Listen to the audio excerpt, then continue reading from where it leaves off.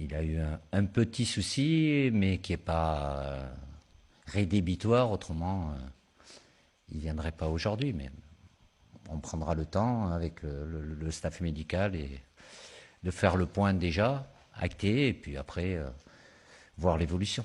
Je n'ai pas d'informations supplémentaires à l'heure actuelle, puisque les joueurs vont arriver aux alentours de 16 heures, donc le point sera fait comme d'habitude.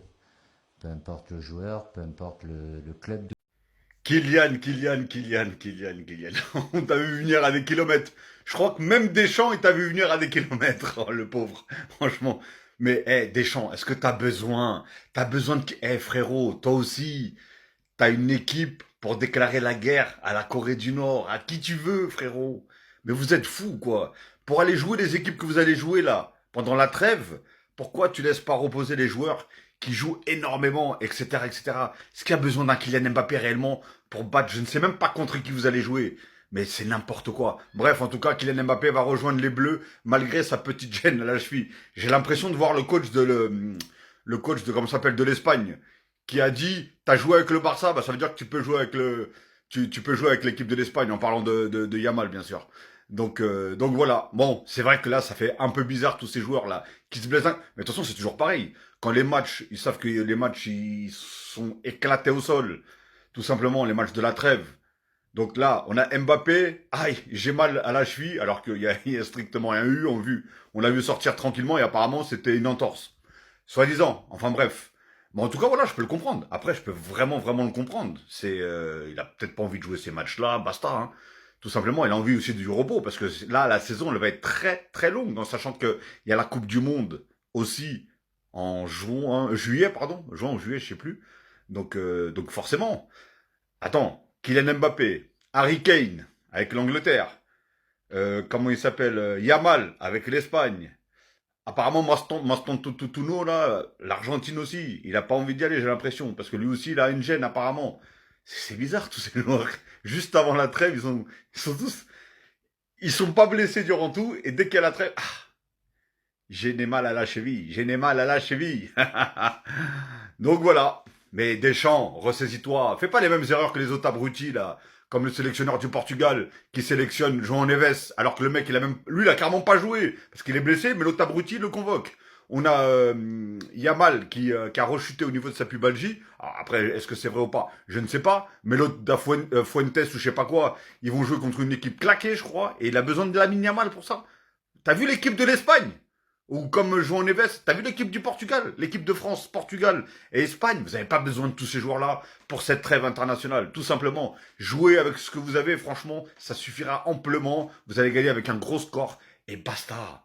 Ah là là là là. Enfin bref, en tout cas, dites-moi ce que vous en pensez. Est-ce que vous pensez que c'est une ruse ou pas de Kylian Mbappé? À la base, mais en tout cas, il a été appelé quand même. Je sais pas s'il va le faire jouer ou pas, mais ça serait vraiment bête, si vraiment il a quelque chose, de le faire jouer, bien sûr. Kylian Mbappé ne portera plus le maillot de l'équipe de France si le Rassemblement national gagne les élections. Ah, c'est lui qui l'a dit, hein. Il a dit n'a pas envie de porter le maillot d'un pays qui ne représente pas ses valeurs. Bon, du coup, il se fait un peu marcher dessus parce qu'il a un petit peu représenté le maillot du Qatar pendant de longues années. Ah, mais moi, je le rejoins complètement. Hein. Moi, demain, le Rassemblement national gagne les élections et prend le pouvoir dans le pays. Plus de Renoir et de Rebeu en équipe de France. Hein. Les mecs, faut plus jouer. Hein. Faut plus jouer parce que en fait on n'entend que ça maintenant depuis des années. On vient dire ouais, il y a trop de noirs, il y a trop d'arabes en équipe de France, ça représente pas notre pays. C'est tous les gens qui votent Rassemblement National qui disent ça. Donc les mecs, si demain le Rassemblement National gagne les élections, ne jouez plus pour l'équipe de France. On va voir la gueule de l'équipe de France après ça, je pense qu'on va bien rigoler. Mais moi, vous avez beau taper sur Kylian, je le rejoins complètement là-dedans. Alors maintenant, sur le fait qu'il ait représenté le Qatar, il n'a pas vraiment représenté le Qatar, il a représenté le Paris Saint-Germain, qui bien sûr est la propriété du Qatar, mais c'est pas tout à fait pareil, il y a quand même une petite nuance. Mais en tout cas, affaire à suivre. J'ai pas les dates de la fin de l'Euro, mais j'ai un truc, je le sens pas. Hein. Il y a un truc, je sais pas, j'ai une sorte de pressentiment qu'il y a un truc qui va mal se passer pendant l'Euro, je sais pas. C'est trop. Kylian Mbappé, il a envoyé son petit frère. Il a envoyé son petit frère en mission contre le PSG. Quand même, le storytelling, il est incroyable. Dites-vous, là, il a marqué contre le PSG à la 85e pour égaliser. Il a fait la célébration de son frérot. Là, il est dans les tribunes avec le frère, le père et tout. C'est une folie. Très bon, qu'on voit la gueule de la compo du PSG ce soir, c'est quelque chose. Avec Hernandez, Zaïre Emery, Mayoulou. Franchement, il a envoyé les U12, c'est une folie. Franchement, le PSG déjà faire match nul sur ce match-là, ça prouve le niveau de la Ligue 1. Et surtout que le PSG, ils sont intestables. Bon, après ça, après la réaction d'Mbappé qui est juste content pour son petit frère, faut le dire, il est juste content parce que son frère vient de marquer un but. Ok, il fait la petite célébration, c'est cool. Ça fait du content, hein, ça fait du storytelling, mais franchement, faut pas tomber sur Mbappé là. Je sais qu'ils vont le faire, les supporters du PSG, je vous connais, mais c'est pas le but. En tout cas, bravo à Ethan Mbappé 2 fois qu'il est performant en fin de match. Tout le temps comparé à son grand frère, c'est compliqué d'être comparé à Kylian, on s'en doute, mais franchement, respect à lui. Encore une fois, l'histoire se répète. Un ancien Titi, un ancien joueur du PSG, qui joue contre le PSG et qui marque. Quand je l'ai vu s'apprêter à rentrer, je sais pas pourquoi, hein, je savais qu'on allait voir ça. Tout était réuni pour qu'il marque. Il rentre devant son frère Kylian Mbappé et son père qui était là. Pas besoin de le rappeler, mais les deux ont joué au PSG ensemble. Dans sa tête, il s'est dit, il n'y a pas l'arbre avec le grand frère, donc c'est moi je vais gérer. Il n'y a pas l'arbre avec mon frère, c'est moi je gère. Enfoiré. Ah! Et en plus, quand il marque, il lève les bras, il dit non, je ne lève pas, c'est mon ancien club. Non, rien du tout. Au final, il cale ça. Il a le droit, hein. Il est dans son hack. Mais qu'est-ce que ça fait mal. Surtout que la patate, je la voyais arriver de loin. Comme par hasard, 1-0, match compliqué, match poussif du PSG. Tu le vois rentrer. En plus, quand il rentre, il faut un focus sur Kylian Mbappé. Et ça sentait trop la douille. Il reçoit un ballon côté droit, il fixe pas de chaud et il attend des doublements. Et ce que j'ai aimé, c'est que son corps va faire mine de jouer avec le joueur. Sauf qu'il va repiquer dans l'axe, il va enchaîner très vite, ça va passer en dessous les genoux de Beraldo et ça va se loger dans le petit filet. Non, franchement, il peut être fier de lui. Vraiment, respect à lui. Franchement, hein, je suis un des premiers à pas aimer Mbappé. Hein. Mais là, ça se voit qu'il est vraiment heureux pour son petit frère. Je suis sûr qu'il y en a qui vont penser que c'est de l'acting et tout. Hein. On les connaît, les gens. Mais la vérité, quand c'est la famille. Hein. En plus, il fait votre célébration. Vous l'avez créé ensemble, je crois, si je me rappelle bien de l'histoire. Non, il n'y a pas à dire. On ne peut pas dire que c'est de l'acting. En plus, je vous jure, Mbappé, quand il fait de l'acting, ça se voit. Mais là, c'est vraiment sincère et c'est touchant. Parce qu'en plus, lui, ce week-end, il a été buteur. Là, maintenant, c'est au tour de son petit frère. Il est venu regarder le match avec son père. Donc franchement, je le comprends totalement. Même s'il est en froid avec Nasser, même si Paris c'est son ancien club, laissez-le. Là franchement, Kylian, il ne mérite pas de pressing. Et c'est même moi qui vous le dis. Alors que moi, vous savez, hein, j'en loupe pas une pour lui mettre un pressing. Mais aujourd'hui, faut juste dire qu'il a la classe. En plus, ce week-end, je sais pas ce qu'il a. Hein. Il est plutôt classe. Il laisse son penalty à Vinicius. Là, il vient encourager son petit frère. Ça fait vraiment plaisir. On voit qu'il est heureux en fait, tout simplement. Ça devait tellement se terminer comme ça. C'était tellement prévu. C'est pour ça que des fois je me dis, le foot c'est scripté. Le foot c'est scripté. Kylian présent dans les tribunes face au Paris Saint-Germain pour regarder son frère jouer. Et Ethan qui marque 4 minutes après qu'il soit rentré en jeu. Pour égaliser, un but partout entre Lille et le Paris Saint-Germain. Faites pas jurer que c'est Kylian qui jouait. Depuis la tribune, il contrôlait son petit frère avec une manette. Il jouait en partage d'écran. Et j'ai pas de preuves malheureusement. Non, plus sérieusement, c'est son moment à lui, le moment à Ethan. C'est la deuxième fois cette saison qu'il marque et qui sauve Lille en fin de match. Fallait que ce soit lui en fait. Il fallait, pour l'histoire, frappe en bouchon de surface de réparation. Ne sera pas arrêté par Chevalier. Un peu bizarre, hein. Je vous dis la vérité, moi je vous dis la vérité, j'ai pas trop compris comment le ballon il est rentré au fond des filets, hein. Frappe me paraissait pas du tout imparable. Même si compliqué que ça a arrêté. Même si elle passe entre les jambes d'un défenseur. On peut même croire qu'il a laissé passer volontairement le but parce que c'est son ancienne équipe. Mais pour ça, je n'ai pas de preuves. Plus tôt dans le match, Nuno Mendes avait ouvert le score sur un superbe coup franc. Mais avec moi, ça marque aussi des coups francs, lui.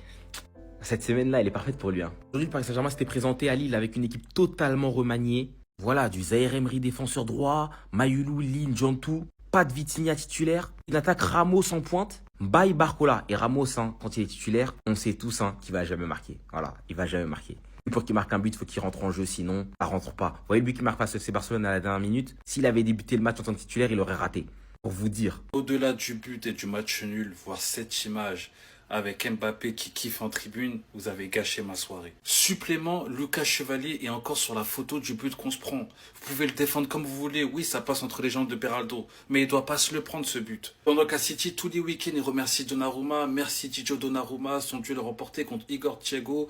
En deuxième mi-temps, avoir le meilleur gardien du monde, ça change nos vies. Oui, je confirme. J'ai aussi vu beaucoup de gens critiquer Zaïre Emery, mais tant qu'il joue arrière droit, ce que Luis Enrique lui demande, moi je vais pas le critiquer. C'est pas son poste, il va jamais être performant là-bas. C'est dommage parce que le super coup franc de Nuno Mendes aurait dû nous donner la victoire. Nuno Mendes qui est incroyable en ce moment, que vous le voulez ou non, s'il continue à être performant comme ça, il va rentrer dans le débat du meilleur latéral gauche de l'histoire. Mais bon, avant le début de saison, on savait qu'il y avait des chances qu'on perde des points en début de saison. Avec la Coupe du Monde des clubs, la fatigue, les blessures, ça arrivait. Mais voilà, on est quand même premier. On a un point devant Lyon, Strasbourg et Marseille. Mais après la trêve, faudra retrouver le méchant Paris Saint-Germain en Ligue 1. Ça se voit que la famille Mbappé, ils détestent le PSG, les gars, regardez-moi ça. Déjà, comment on peut m'expliquer que le seul match auquel Mbappé va aller voir de son frère, c'est comme par hasard, c'est un match contre le PSG. Déjà pour commencer, les frères. Deuxième chose, on en parle de la célébration en famille, là, les gars. Moi, je vous dis, le sourire d'Mbappé, là, c'est pas juste parce que son frère, il a marqué. C'est parce que son frère, il a marqué contre le PSG, frère. Et t'as un Mbappé qui marque, il fait la célébration de son frère. En le regardant, les gars, il y a tout le monde qui est content. Alors moi, je vous le dis, les gars.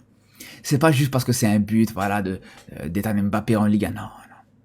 C'est parce que c'est pas n'importe quel but. Parce que c'est un but contre le PSG, les frères. Moi, je suis prêt à mettre même un coupé, les gars, qui avait une certaine jouissance. Après, j'ai envie de vous dire, les gars, tout simplement, à partir du moment où ce qu'on voit, tu marques contre ton ancien club, ton club formateur, et tu célèbres comme ça, moi, je me pose des questions, les gars. Voilà. Après, on me dit, ouais, mais toi aussi, t'aimes pas le PSG. Ouais, moi, j'ai le droit d'aimer le PSG. Moi, le PSG m'a rien donné, les frères.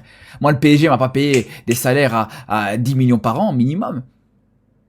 Donc, tranquille. Moi, j'ai le droit de détester le PSG. Mais la famille Mbappé, qui se permet de montrer publiquement qu'il déteste le PSG, pour moi, c'est moins classe. Ça, c'est mon point de vue, les frères.